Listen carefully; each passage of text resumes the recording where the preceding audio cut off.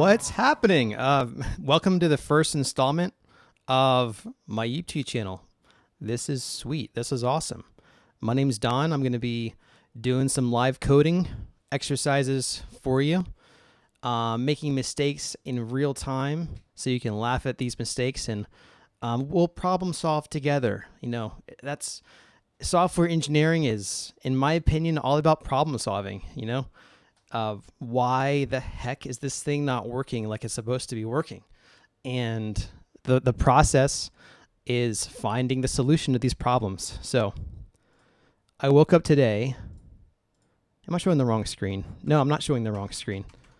Okay. I woke up today and I had this idea about how the heck do square root algorithms work. So when I call math.square root of a number, it gives me a nice little value of 4.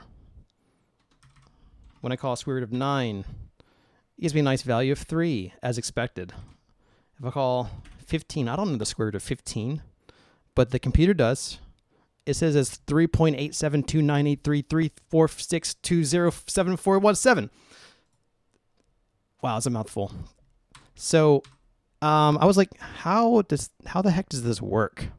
I have no idea. I know there are lots of algorithms out there. In fact, I benchmarked my own solution against math.square root, and let's just say it failed miserably, to be expected. But anyways, I wanted to like implement my own algorithm, and like I came up with this super simple algorithm. Basically, we're going to take a number and going to divide it into half. And we're going to keep working off our halves until we get closer and closer to the result, okay? So if the calculated product of the half is too low, we go to the upper half and we discard the lower half. If that product, if the half of that, the product of it is too high, we go to its lower half. So here's what it looks like. The number 16, the half of that is 8. 8 times 8 is 64. 64 is greater than 16, so that's way too high. So go to the lower half. We know that the correct answer, the solution is somewhere here in this lower half. So, and then half of 8 is 4. 4 times 4 is 16, so we found our solution. Number 9, half of 9 is 4.5. 4.5 times 2 is, I don't even know what that is. What is 4.5 times 2? Or times itself. It's 20.25. Way too high, too damn high. So we take the lower half. 2.25 times itself is this number. That's less than 9, so that's too low. And we keep iterating this on this pattern until we arrive at the correct solution. So this was my guess as to how the computer, like how different programming languages implement the square root function. You know, like all math functions, it's probably been optimized to within an inch of its life. So there's not going to be much that I'm going to add to the existing available math library functions. Like how the heck can I expect for my algorithm to be faster than math.square root? Like, there's people way smarter than me that have figured this stuff out. But anyways, I thought it'd be a lot of fun to like figure out my own algorithm for calculating a square root. So here's my goal. My goal is to get, when I call the function, the expected output is 0. Square root of 1 is 1. Square root of 4 is 2. Square root of 9 is 3. Square root of 16 is 4. And of course, all negative numbers are imaginary, so we're not even going to bother with negative numbers, which effectively halves the work that we have to do. So where the heck do we start? I'm going to implement a function using recursion. So I'm going to create a handler inside of here, and I'm going to go ahead and return the result of my handler. And I called that the wrong way. So I'm also trying to speed code this as well. So forgive me if I make any mistakes along the way. but that's what it's all about. Again, mistakes are our friends.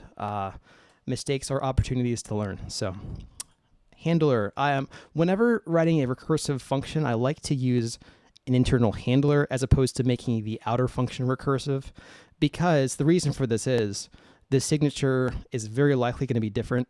I know the signature is different in this case, so that's the reason why. So here's what I am going to want. I'm going to want an upper limit.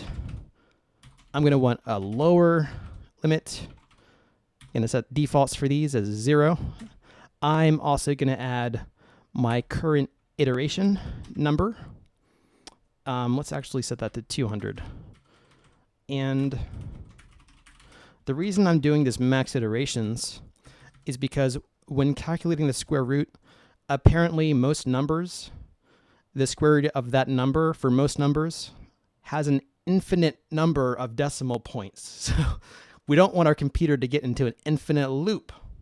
So yeah, infinite loops are bad.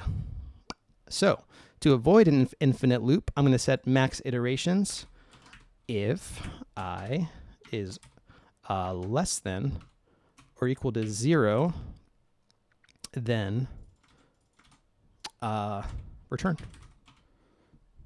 Actually, what the heck are we returning? We don't know. So let's figure out what we're returning first.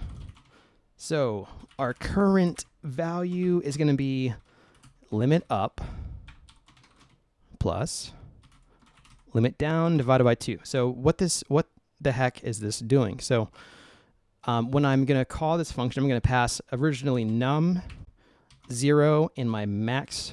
Well, actually, I don't even need that, do I? Yeah, I do. What the heck am I talking about? So setting a default there is not really necessary. Let's just get rid of that for simplicity. I always like to use default values as safeguards. Anyways, all right, we got our handler. Now we have limit up and limit down. We have a current value. If our number of iterations is less than or equal to 0, return current. You might say, why don't we just do equals? That would be the same thing. But I like to protect against dumb errors, which I make all the time. So I'm just going to do anything less than 0 or equal to 0, then we return current. Okay, let's add a few safety checks. So if num, if not num, let's return 0. If num is less than 0, return not a number. Nice JavaScript, not a number. So if, let's say, if num equals 1, we know the square root of 1 is 1. No need to do any additional calculations on this guy, on this case. So I think that gets all of our safety checks out of the way. Now let's get into the meat of it. So if our iterations have expired, they will return current. Okay, awesome. Now, what needs to happen? We need to figure out what happens when when current is equal to the num. So let's do our calculation. So I'm going to say our solution equals current times itself. This is a square. Yeah, I can do the math.pow, but I'm not going to. I'm going to do current times current because it's simpler. It gets me what I need. So if solution is greater, let's do a pseudocode. So if solution is greater than our number, do stuff. If solution is less than number, do stuff. If solution equals our number,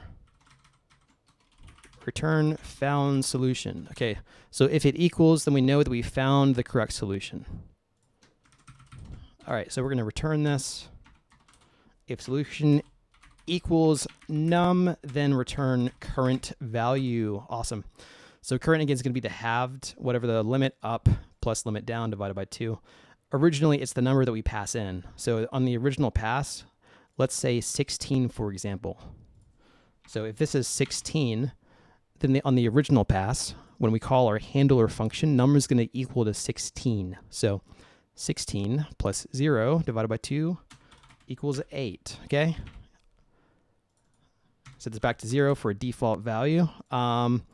So what we need to do, we have the equals case. All right, checked off that box. All right, what do we do when it's greater, and what do we do when it's less? Okay. Now, what I can do here is, well, basically, what I actually need to do is find the new upper limit and the new lower limit. Okay. So if we're going up, right, then our upper limit stays the same, but our lower limit is changing. Okay. If we're going down, then our upper limit is changing and our lower limit staying the same. So effectively, one of these is always going to be the same. One of these is always going to change. Okay. So upper limit is going down in this case, and then 8 minus 0 divided by 2 equals 4, which is what we're doing here. Okay. So we're just taking the upper limit plus lower limit, and that's allowing us to get the median, or the center value between the upper and lower limit. Okay. So check the time here. Got myself on the clock. All right.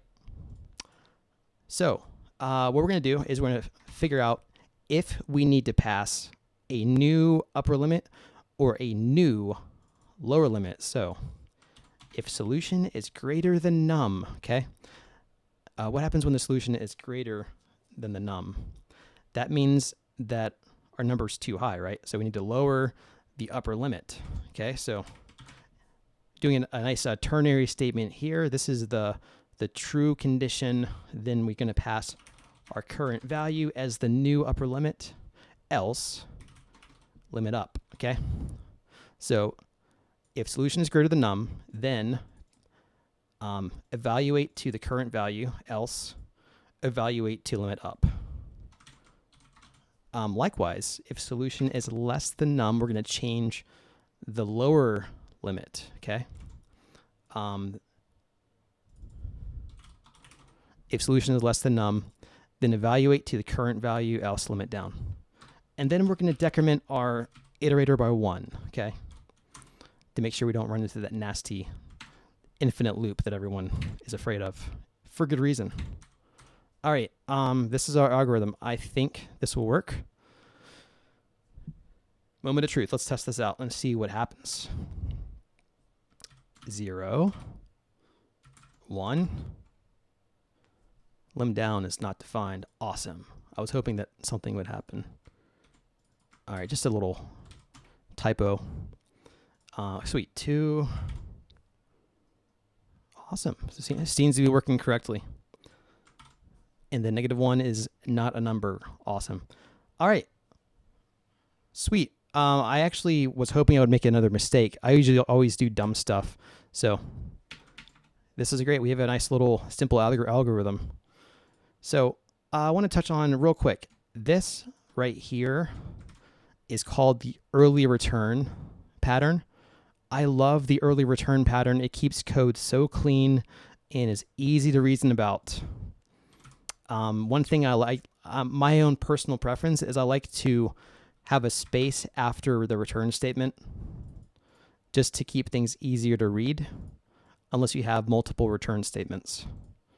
So that way it just helps the brain to kind of like figure out what's happening. You know, it makes it easier to read. Okay, so it seems to be working correctly. I've got some pre-written functions down here for testing. So I've got this test function. It takes in a num, and basically it tests it. It gets my square root function, and then it tests that against math.square root. Okay, so this is going to tell us how close our algorithm is to math.square root. And this is going to be awesome for those numbers that don't have obvious solutions, like a bunch of decimal places. So, whoops. What happens when we do test 4? Obviously, our solution is the same as math.square root. If we do like, let's do 5. All right, sweet. So a bunch of decimal places. Now, how close are these? These look actually identical. So let's actually log out the diff as well. And the diff is 0. Wait a second. Oh, because I'm doing this. Okay. Yeah, so if the diff is 0, it's not going to show. 6, square root of 6. They're also exactly the same. I want to find one where the diff is not 0. Can we do that? Okay, sweet. So here, the numbers are slightly different. So let's see, 6055, 5127, 5463, and then my square root function has an extra 6 at the end, but math.square root just ends with a 989, and there's a difference of 4.44 times 10 to the negative 16.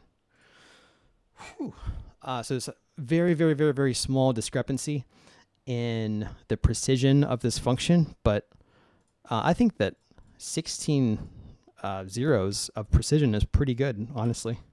So I also wrote this simple iterator to iterate over test values. Let's go, yeah, 30 is fine for now, but let's go to 100. All right, so for square root of 2, we have a slight discrepancy there. Again, these had a 1 at the end, square root of 8. So, I mean, this is like pretty darn close, right? To what the value that math.square root provides. Like, pretty freaking close. Now, I will say that our max iterations of 200 is helping us a lot, and I want to demonstrate that real quick. So let's figure out the number of passes. Now I got to add a little bit of extra refactoring here. Default to an anonymous function.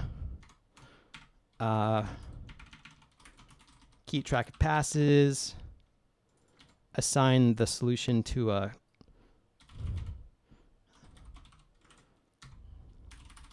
okay.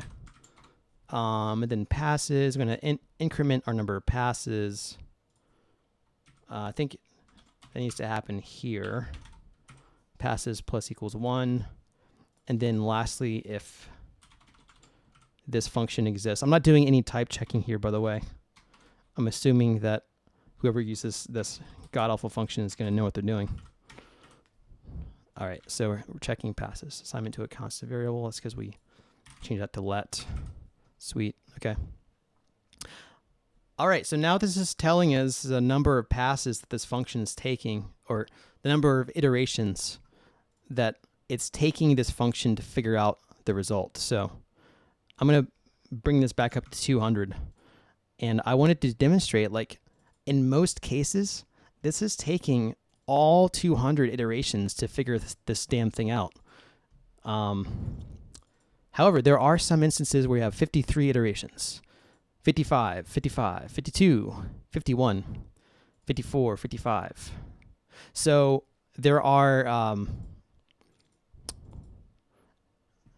there are cases where the decimal points are not infinite, where they're not imaginary. Are they imaginary numbers? I forget the terminology, but real numbers, yeah, whatever. Math is hard.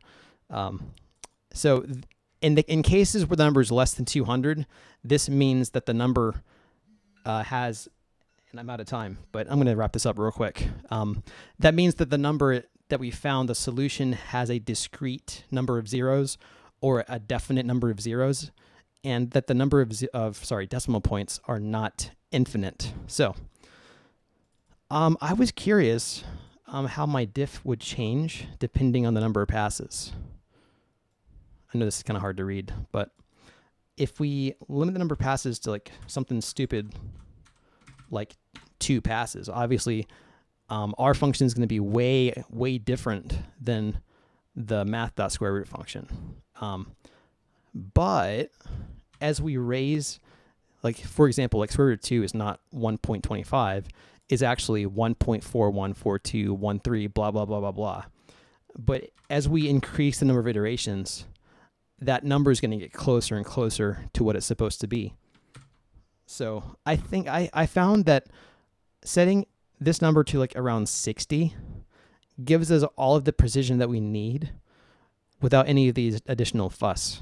So even if I change this back down to 30 so that everything displays here on the same screen, even if I change iterations to 200, that didn't change at all. So notice, no change, no difference. And so there's no loss of precision if we just set the upper limit at 60. Now, this was a success. This was an attempt to make the square root, to rewrite the square root function, to reinvent the wheel. And while doing so, I was curious. So I wanted to benchmark this thing and figure out just how performant this thing is. So I have my square root function here in the setup function. And I think this is pretty close to what I just wrote. And then I'm calling my square root function. And then I'm calling math.square root with the exact same values. And let's compare the results. It's actually pretty humorous. So getting 27,000 ops per second. And this got like what? Let's see. 703 million ops per second. So quite a bit slower. I ran the math and I calculated that it's like a 2.5 million % increase in inefficiency. So I say that to say, don't use this function. Don't use this. This is not a replacement for math.square root. This is just my attempt at an exercise to like come up with a fun algorithm. And it was lots of fun, you know?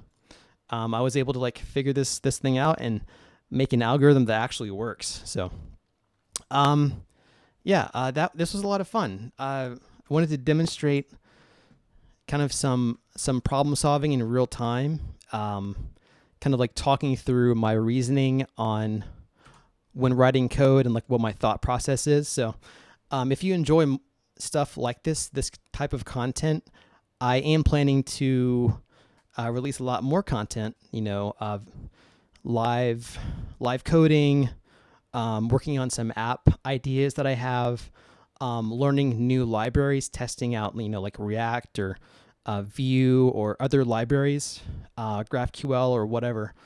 And then I do plan on releasing a JavaScript tutorial here soon in the next couple of weeks, so keep an eye out for that. But yeah, this is a ton of fun, and I think that's all that I have for now. I'm going to sign off, and you all enjoy the rest of your day, and have an awesome one. Take care.